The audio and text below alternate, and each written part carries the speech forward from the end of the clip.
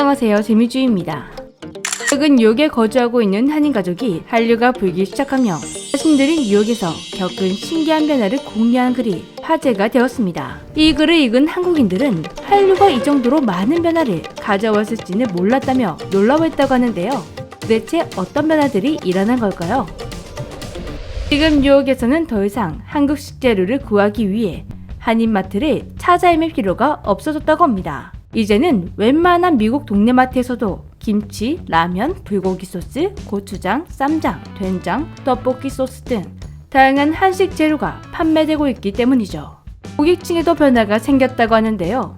원래 미국으로 수입하던 한식 재료는 한인들을 위해 수출한다고 말할 만큼 소비자층이 한인들로 한정되어 있었습니다.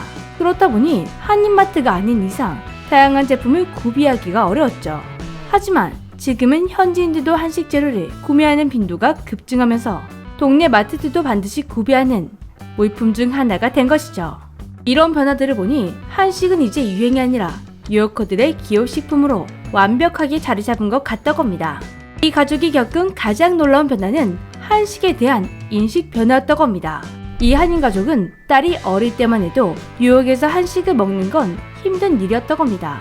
한식당 자체도 많지 않고 집에서 한식을 만들어 먹으려면 멀더라도 한인마트까지 찾아가서 사와야 했고 최대한 향이 강하지 않은 한식을 골라서 해먹으며 한식에 대한 그리움을 달래곤 했습니다. 그나마 이런 불편함은 가정 내에서 일어나고 있는 일이니 감수할 수 있었지만 문제는 딸아이의 도시락이었다고 합니다. 너무 간편식으로 나오는 미국 급식에 적응하기 힘들었던 딸은 집에서 한식 도시락을 싸서 다녔다고 하는데요. 그런데 딸은 학교에서 도시락을 꽁꽁 숨겨서 먹어왔다고 합니다. 최대한 향이 적고 빨리 먹을 수 있는 김밥이나 덮밥류를 싸주었는데 아마도 누가 볼세라 급히 입안에 밀어 넣었다고 하는데요. 그런데 코로나가 종식되어 가던 어느 날 딸의 도시락을 평소보다 더 많이 싸달라고 부탁을 해왔다고 합니다. 갑자기 왜 그러는지 물어봤더니 코로나 기간 동안 K-드라마에 푹 빠진 친구들이 자기 도시락을 너무 궁금해해서 나눠주려고 싸가는 것이었다고 합니다.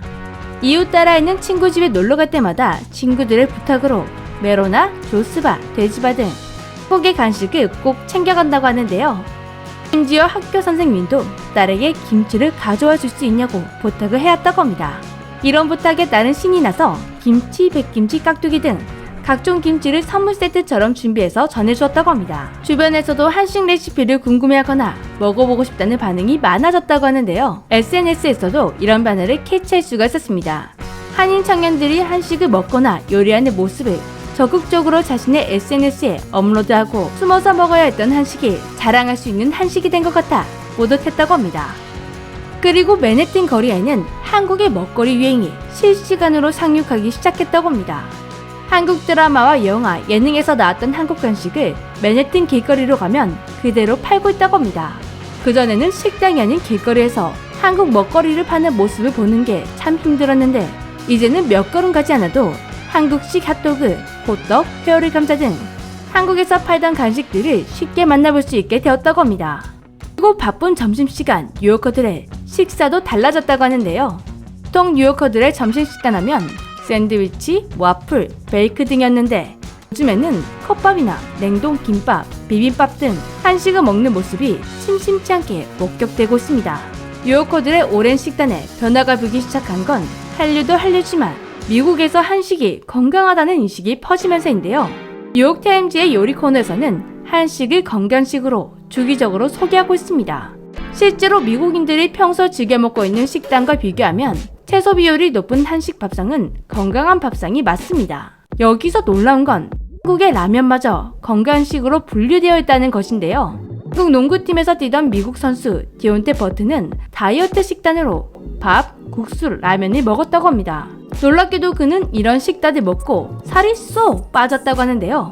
도무지 이 식단으로 살을 뺐다는 게 이해할 수 없었던 한국인들은 그를 비롯한 평소 미국인들이 주로 먹는 식단을 찾아봤는데 바로 납득할 수 있었습니다.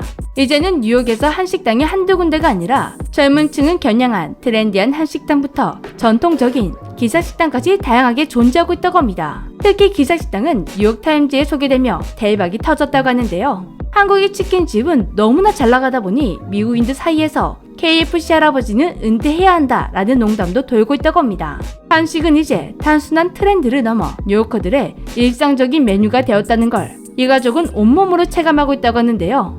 그동안 떡볶이가 미국을 강타했다, 식당 앞에 미국인들이 줄을 서서 먹고 있다는 기사들이 전해져 왔을 때 살짝 과장이 아닐까 의심했었는데, 미국에서 일상을 보내고 있는 이 사람들의 생생한 경험담을 들어보니 의심을 거둘 수밖에 없을 것 같습니다.